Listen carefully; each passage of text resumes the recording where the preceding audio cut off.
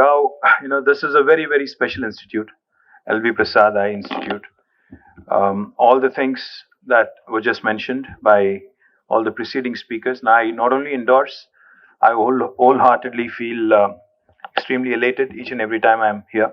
So this is a very special institute. You're a very special human being, actually. Because, and the reason why I say this is not because I'm here, not because you've invited me, but because, there are very few people in your life that you get to meet, who inspire you, who want you to be a better person. And Dr. G.N. Rao is certainly one among them. I can tell you without an iota of doubt. Because a lot of people in Hyderabad think that LV Prasad is the founder of this institute. You have to be really selfless. You really have to be, a person with the utmost humility, not to want your name to be on the name of the institute that you founded. Now that in itself, I think, goes to tell you what kind of a man Dr. Kullapalli Nageshwara Garu is. So my compliments to you, sir. I think the recognition came in pretty late, actually, if you ask me, MSR. Being recognized by WHO as one of the top 10 most impactful guys in healthcare, sir. Kudos to you. Kudos to your contribution to the field of ophthalmology, and kudos to the institute you've built. Because this institute, again, has been recognized by Shumago as one of the top 10 research institutes in healthcare, in eye care in the world. Again, compliments to the institution you've built, sir. I think as individuals, when we, I think COVID, especially the last couple of years, has given us a lot of time to introspect, a lot of time to think, a lot of time to mull over what we do in life, where we are headed, etc., etc. And the one thing I think we all realized, end of the day, at least I have, is that, it is not an individual that is going to be there forever. Because, all of us, most of us have lost somebody that we know, or somebody that we love, or somebody in our family, or we knew somebody who lost somebody, that sort of thing.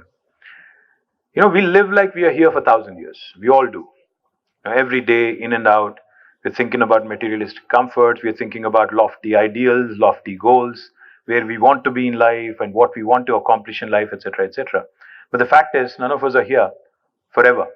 But what matters is what kind of an impact an individual has had over the society, and what kind of an institution or what kind of an impactful, presence that man had or that woman had while he was on this planet.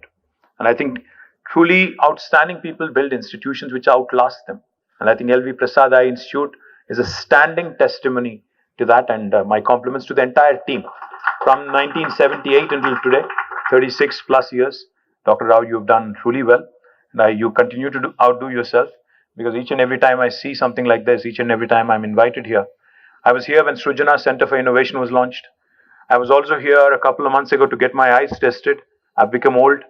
I have 3 sets of reading glasses now, unfortunately.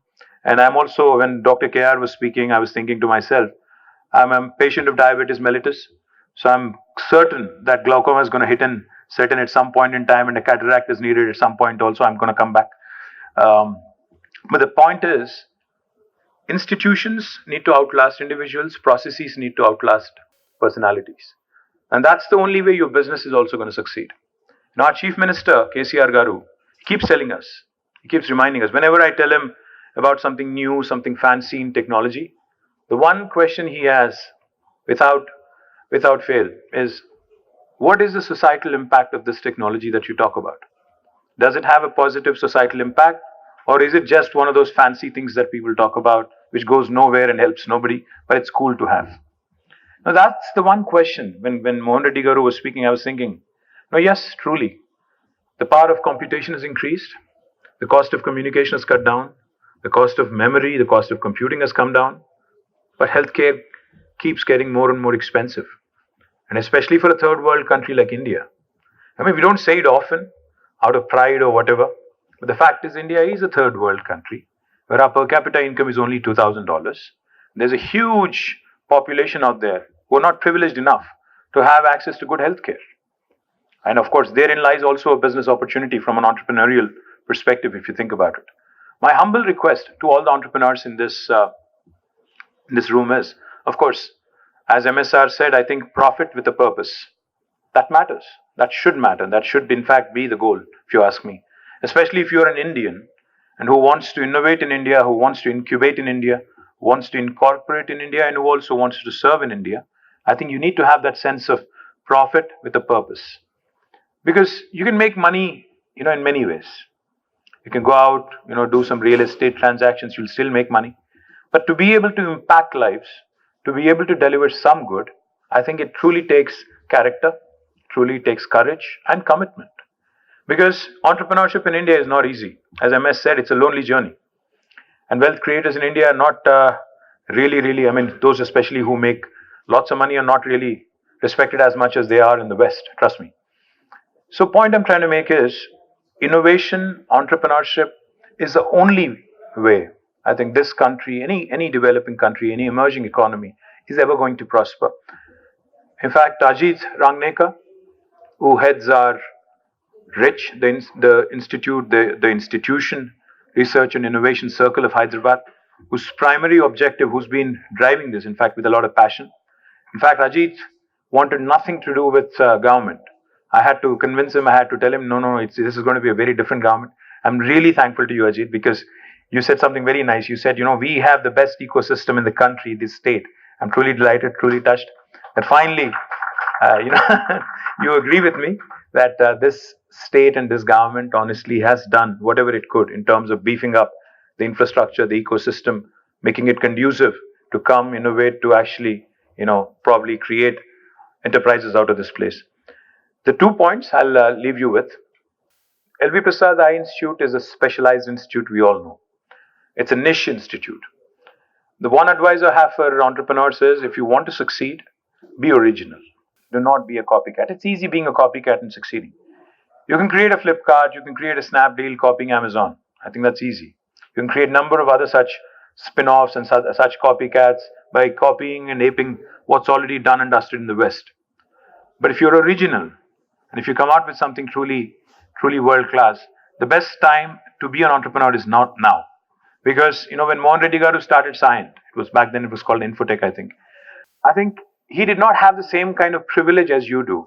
When MS was speaking, when Ajit was speaking, they were talking about everything else but capital. Because in today's world, if you have a great idea, capital is not a challenge, not a constraint.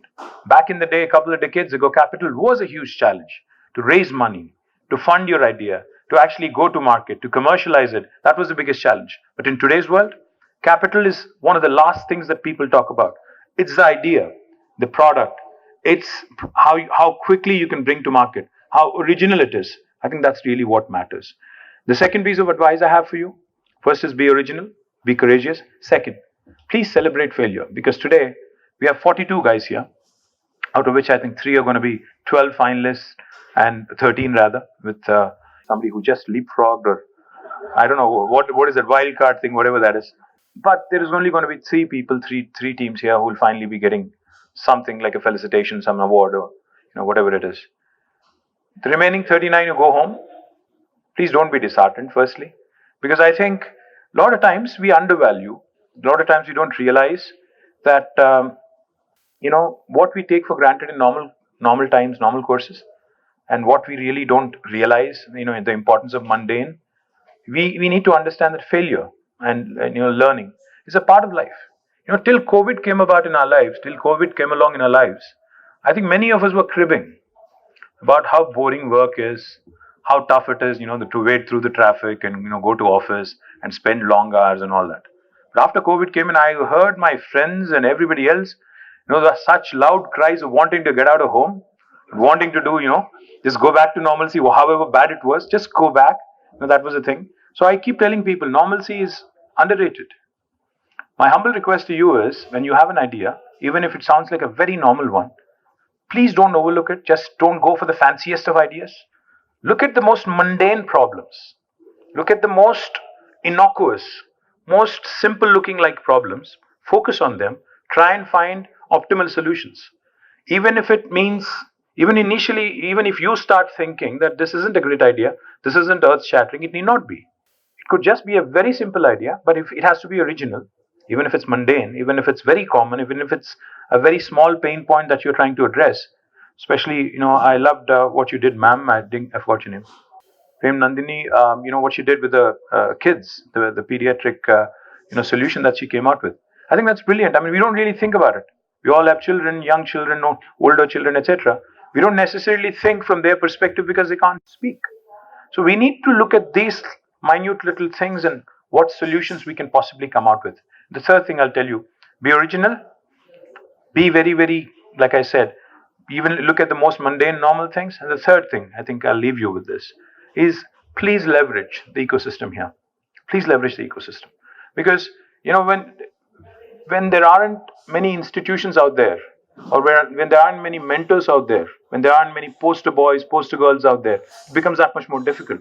But in a city like Hyderabad, where you can find mentors, where you can actually reach out and where you can actually be, helped, because that will cut down your learning time. That will cut down the lag from taking your idea to market.